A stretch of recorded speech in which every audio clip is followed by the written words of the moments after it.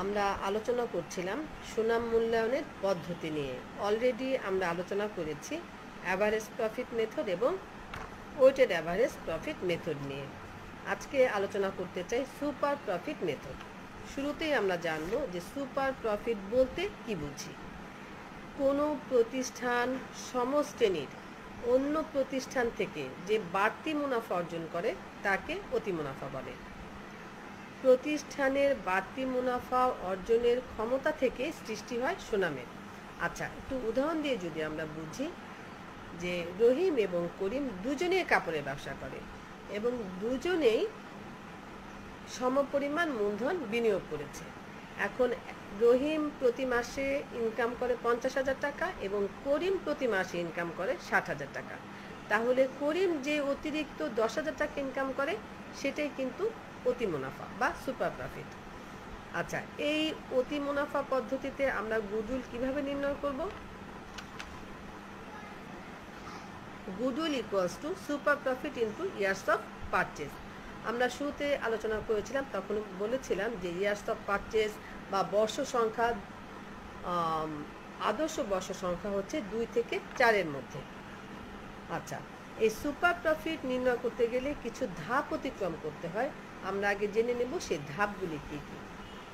Step 1, calculation of capital employed বা closing capital. Step 2, calculation of current years adjusted profit. Step 3, calculation of average capital employed. Step 4, calculation of average maintainable profit. Step 5, calculation of normal profit. Step 6, calculation of super profit. এই super profit পেতে আমাদের কতগুলি step অতিক্রম করতে হয়েছে। Step 6-এর পরেই আমরা পেয়ে যাব আমাদের কাঙ্ক্ষিত ক্যালকুলেশন অফ গুডউইল। অর্থাৎ আমরা যে সুপার প্রফিটটা পেলাম, এই সুপার প্রফিটকে আমরা ইয়ার্স অফ পারচেজ দিয়ে গুণ দিলে পেয়ে যাব গুডউইল। আচ্ছা, এবার step 1, calculation of capital employed বা ক্লোজিং ক্যাপিটাল নিয়ে একটু আলোচনা করব যে কিভাবে আমরা এই ক্লোজিং ক্যাপিটাল বা ক্যাপিটাল এমপ্লয়েড আমরা নির্ণয় করব। আচ্ছা, শুরু করছি আমরা step 1, calculation of capital employed বা ক্লোজিং ক্যাপিটাল। এই ক্যাপিটাল এমপ্লয়েড দুটি উপায়ে নির্ণয় করা যায়। 1 নম্বর হচ্ছে সম্পত্তির ভিত্তিতে এবং 2 নম্বর হচ্ছে দায়ের ভিত্তিতে। শুরুতে আমরা সম্পত্তির ভিত্তিতে কিভাবে ক্যাপিটাল এমপ্লয়েড নির্ণয় করব বা ক্লোজিং ক্যাপিটাল নির্ণয় করব সেটা একটু জানবো বা সেটা নিয়ে আলোচনা করব। এই সম্পত্তির ভিত্তিতে ক্যাপিটাল এমপ্লয়েড নির্ণয় করবার সূত্র হচ্ছে market value of total assets, ব্র্যাকেটে আমরা লিখেছি excluding non purchased goodwill, non trading investment and fictitious assets minus current liabilities. এবার এই সূত্রটা নিয়ে একটু আলোচনা করতে চাই। আমরা কি বললাম সূত্রটা? Market value of total assets excluding non purchased goodwill, non trading investment and fictitious asset minus current liabilities. এখন এই যে বললাম market value of total asset, যদি কোনো সম্পত্তির মার্কেট ভ্যালু বা ফেয়ার ভ্যালু দেওয়া না থাকে সেক্ষেত্রে কিন্তু আমরা বুক ভ্যালুটাই ধরবো। এটা গেল আমাদের 1 নাম্বার। এরপর আমরা এক্সক্লুডিং মানে বাদ দিয়েছি টোটাল অ্যাসেট থেকে, কি বাদ দিয়েছি?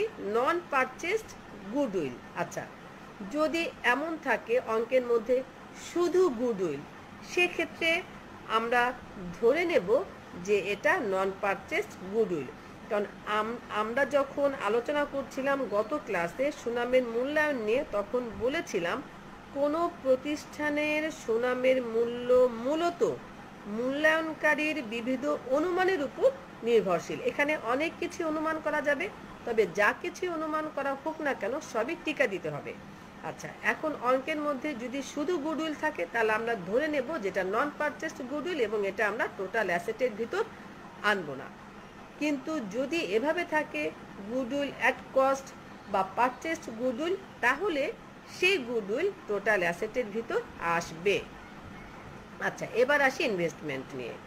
যদি অঙ্কের মধ্যে থাকে non trading investment, idle fund investment বা সারপ্লাস ফান্ড ইনভেস্টমেন্ট, তাহলে এই ইনভেস্টমেন্টগুলি টোটাল অ্যাসেটের ভিতর আসবে না। কিন্তু যদি শুধু ইনভেস্টমেন্ট থাকে তাহলে কিন্তু আমাদের অনুমান করার সুযোগ আছে। আমরা ধরে নিতে পারি যে এই ইনভেস্টমেন্ট নন ট্রেডিং ইনভেস্টমেন্ট, এবং এটা আমরা টিকা দিয়ে দেব, এবং আমরা এটা টোটাল অ্যাসেটের ভিতর আনবো না। আবার এটা ট্রেডিং ইনভেস্টমেন্ট ধরারও সুযোগ আছে, তবে যেটা আমাদের কাছে সহজ মনে হবে আমরা সেটাই ধরে নেব। আচ্ছা, এবার আসি ফিকটিশাস অ্যাসেট। ফিকটিশাস অ্যাসেট এই আমাদের টোটাল অ্যাসেটের ভিতর আসবে না। এই ফিকটিশাস অ্যাসেট কোনগুলি? ফিকটিশাস অ্যাসেট হচ্ছে preliminary expense, deferred advertisement, underwriter commission, discount on share, discount on debenture, debit balance of retained earnings. এই সবগুলি হচ্ছে ফিকটিশাস অ্যাসেট। এই অ্যাসেটগুলি যদি আমাদের অঙ্কের ভিতর থাকে তাহলে আমরা টোটাল অ্যাসেটের ভিতর আনবো না।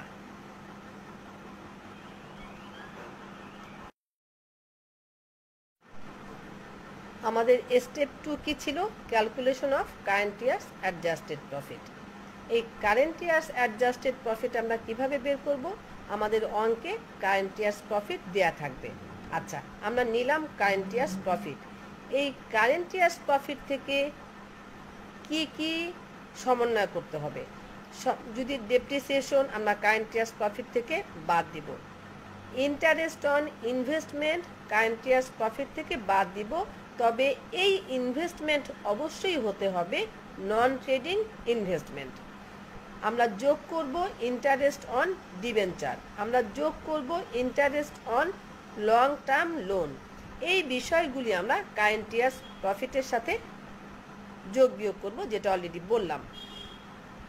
এই কারেন্ট ইয়ার্স প্রফিট থেকে এই বিষয়গুলি যোগ বিয়োগ করার পর আমরা যে মুনাফাটা পাবো সেটা হবে অ্যাডজাস্টেড প্রফিট বিফোর ট্যাক্স। এখন এটা কি অ্যাডজাস্টেড প্রফিট বিফোর ট্যাক্স হবে না আফটার ট্যাক্স হবে?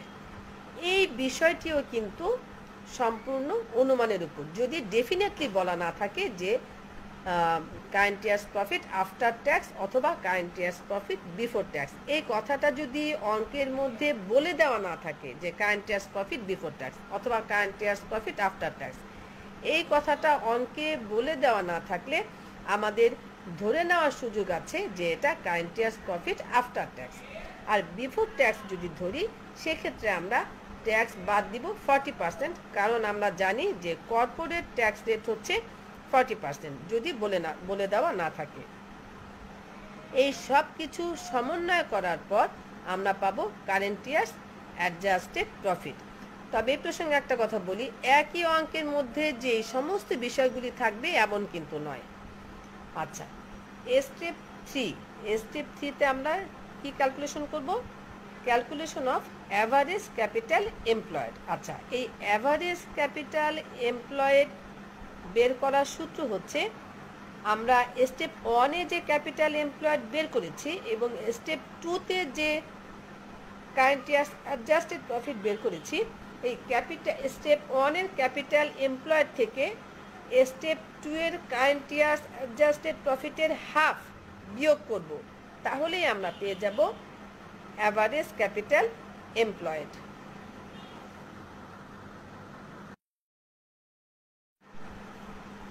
এবার আমরা আলোচনা করব step 4, calculation of average maintainable profit. এক্ষেত্রে প্রথমে অ্যাভারেজ প্রফিট বের করতে হবে, অর্থাৎ আমাদের অঙ্কে কয়েক বছরের মুনাফা দেওয়া থাকবে, তাকে আমরা অ্যাভারেজ করব, পেয়ে যাব অ্যাভারেজ প্রফিট। এই অ্যাভারেজ প্রফিটের সাথে কিছু বিষয় সমন্বয় করতে হবে। যেই বিষয়গুলি আমরা কারেন্ট ইয়ার্স অ্যাডজাস্টেড প্রফিটের সাথে সমন্বয় করেছি সেই বিষয়গুলি এই অ্যাভারেজ প্রফিটের সাথে আমরা সমন্বয় করব, তাহলেই আমরা পেয়ে যাব অ্যাভারেজ মেনটেনেবল প্রফিট। আর যদি কারেন্ট ইয়ার্স প্রফিটের সাথে কোনো সমন্বয়ের বিষয় না থাকে তাহলে অ্যাভারেজ প্রফিটের সাথেও কোনো কিছু সমন্বয় করতে হবে না। আমরা যে অ্যাভারেজ প্রফিটটা পেলাম, কয়েক বছরের মুনাফাকে 3 বছরের মুনাফা যদি দেওয়া থাকে তাহলে 3 বছরের মুনাফা যোগ করে 3 দিয়ে ভাগ দিলে আমরা পেয়ে যাব অ্যাভারেজ মেনটেনেবল প্রফিট। আচ্ছা, এবার স্টেপ 5। স্টেপ 5 এ আমরা বের করব ক্যালকুলেশন অফ নর্মাল প্রফিট। এই নর্মাল প্রফিট কিভাবে বের করব?